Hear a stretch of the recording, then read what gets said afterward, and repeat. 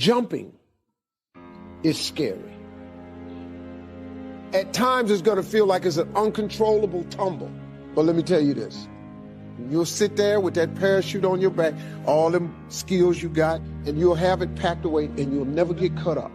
But if you do not jump, you will never soar. If you don't jump, I'm telling you right now, you'll never know. I would jump. Should take a chance. Now, somebody once said you can take all the money in the world out of the hands of everybody, out of all the wealthy people in the world who are really successful, give it to other people. It wouldn't take too long. Those people would have it back in their hands. It's not because they're manipulative. It's because they have a standard.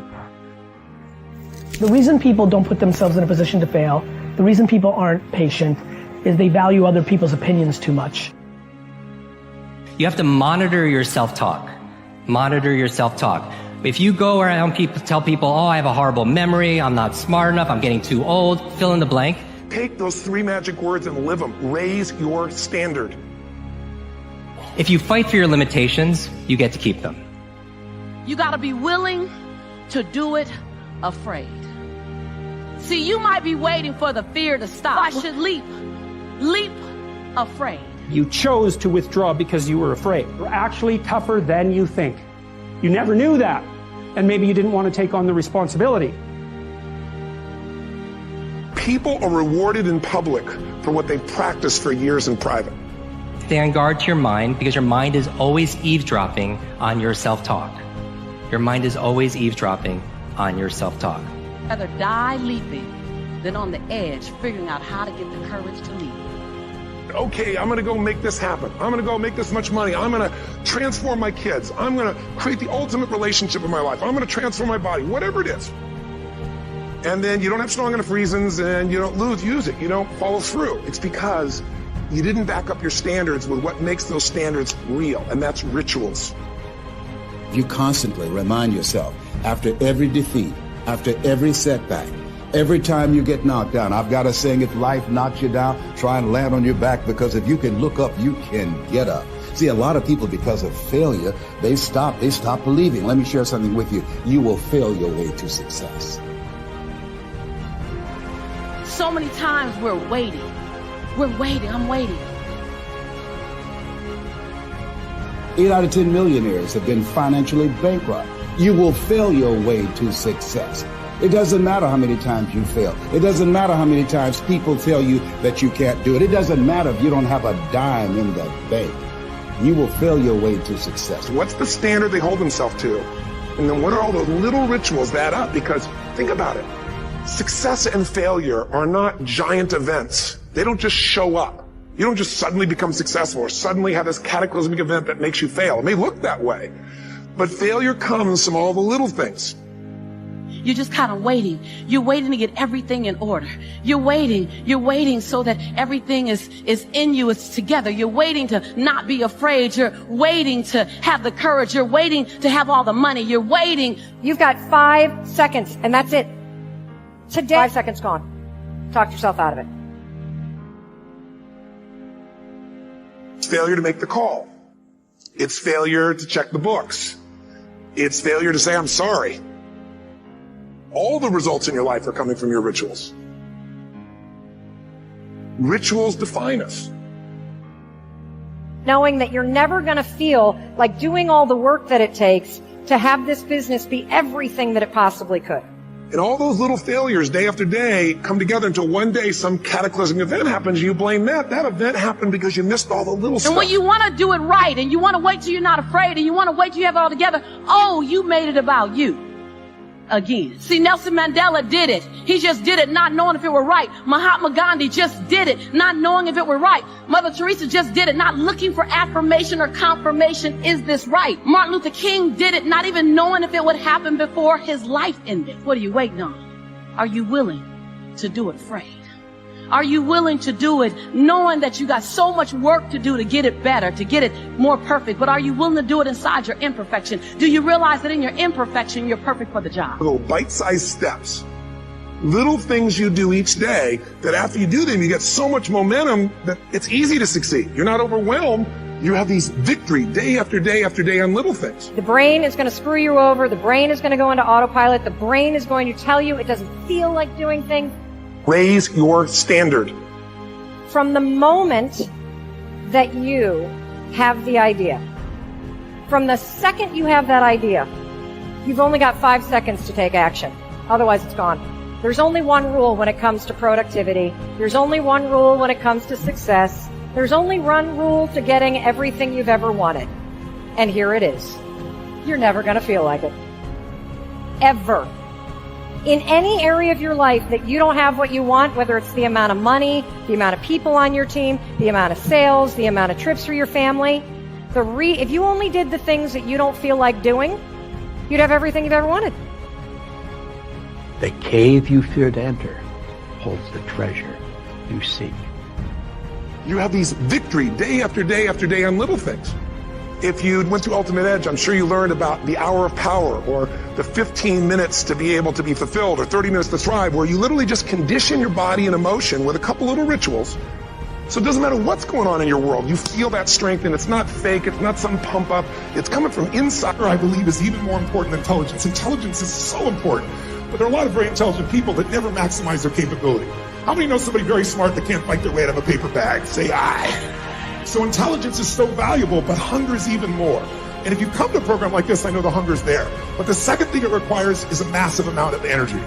Because what I've found in life is many times people have the ability to do things. They know what to do, they just don't do it.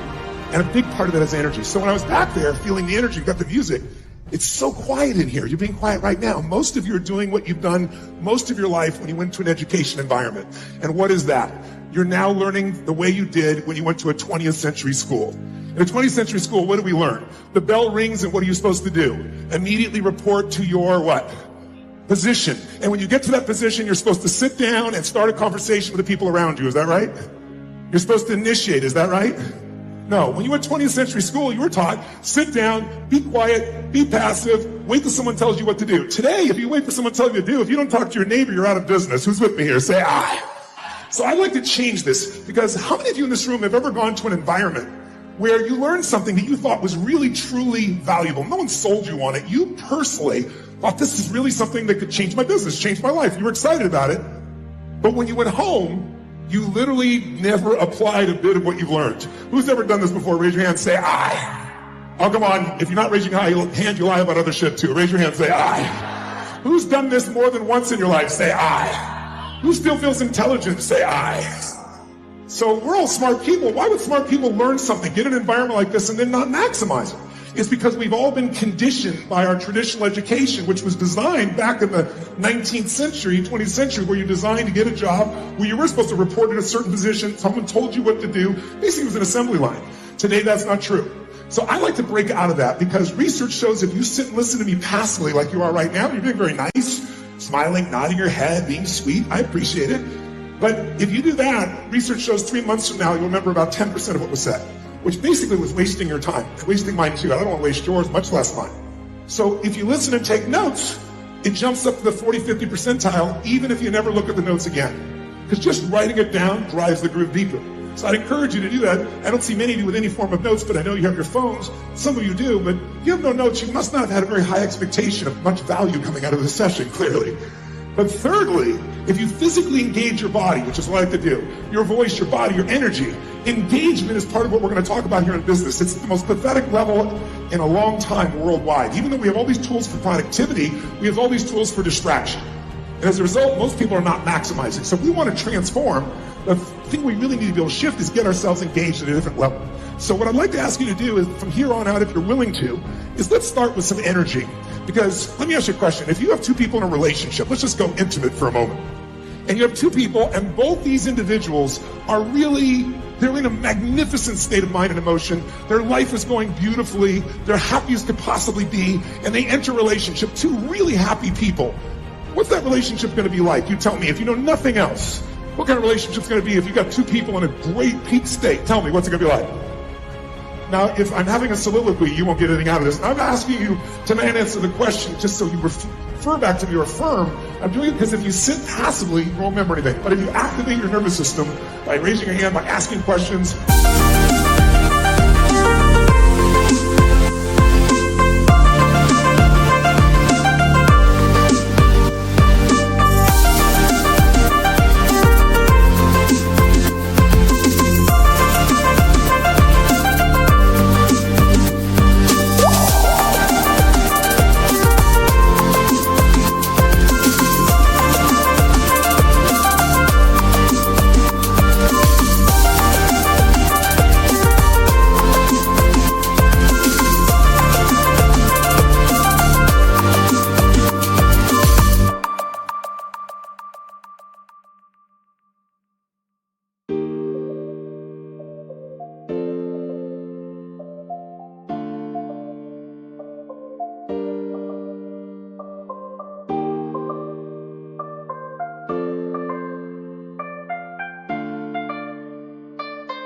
by yelling out the answer beneath your eyes. Who's willing to do this? If you are, raise your hand, say I. Become a good student of your own life.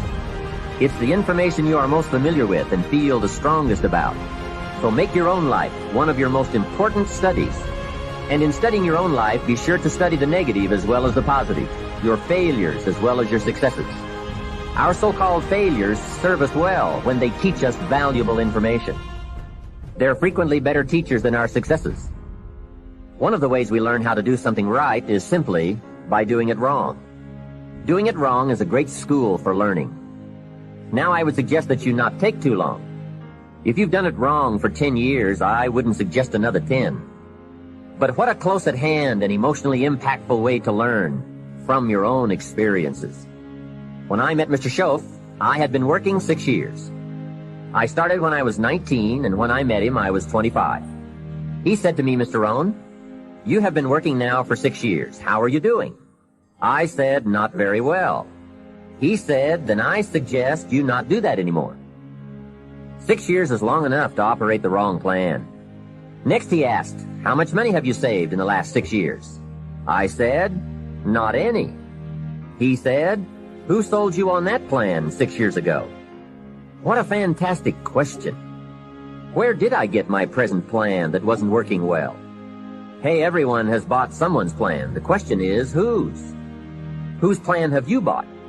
Now, those initial confrontations as you come to grips with your own past experiences may be a little painful at first, especially if you have made as many errors as I did.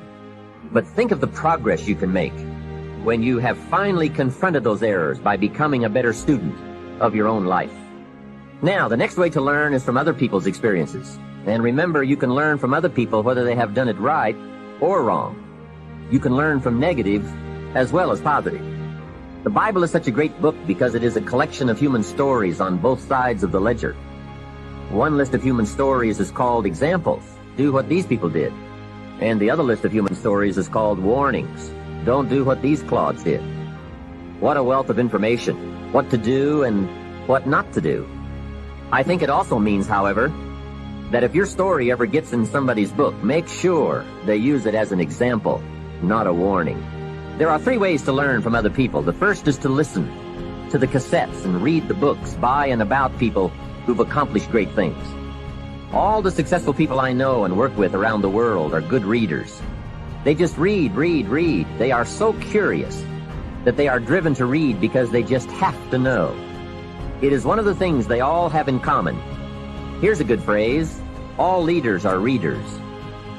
And they use cassette programs too, especially while they're in the car or during other times when they can't read. Cassettes can help all of us easily pick up new ideas and new skills. Now, you don't have to read or listen to educational cassettes half the night. Although if you're broke, it's a good place to start. But here is all I ask, just 30 minutes a day. That's all. Stretch it to an hour if you can, but at least 30 minutes. Half rich isn't bad. 30 minutes. Hear or read something challenging, something instructional, at least 30 minutes a day. And here's the next key. Every day. Don't miss. Miss a meal, but not your 30 minutes.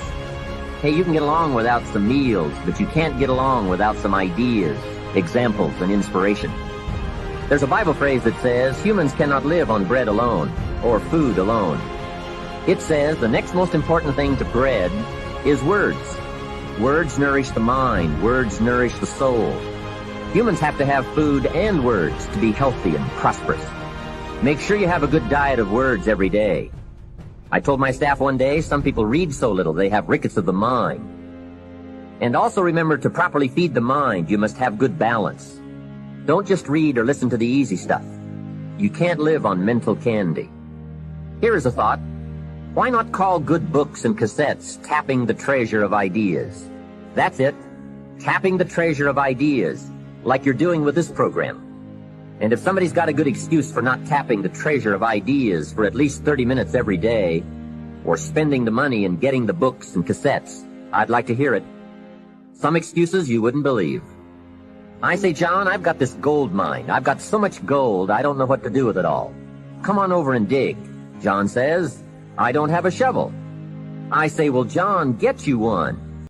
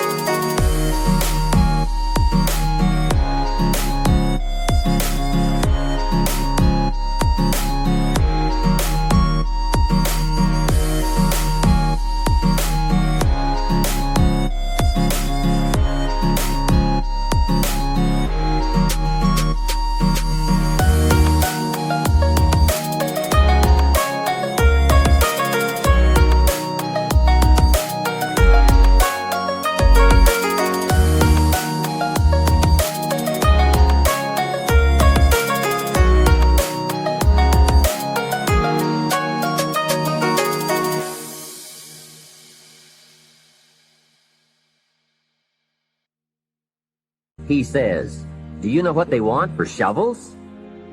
Hey, invest the money. Get the cassettes and books. The best money you can spend is money invested in your self-education.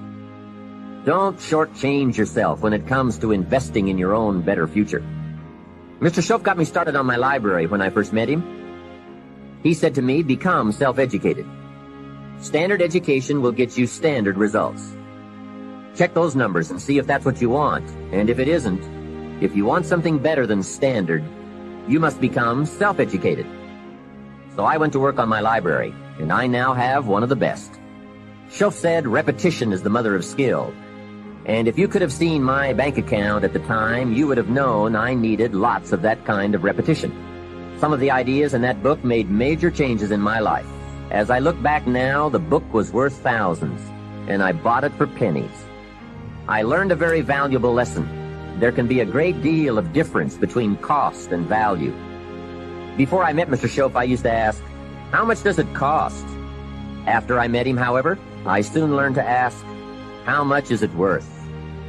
I started basing my life on worth instead of cost, and everything changed. Remember, don't be a follower, be a student. Someone says, I read this book, should I follow? And the answer is no. Read at least 2 books and make up your own mind. Don't be a follower, be a student.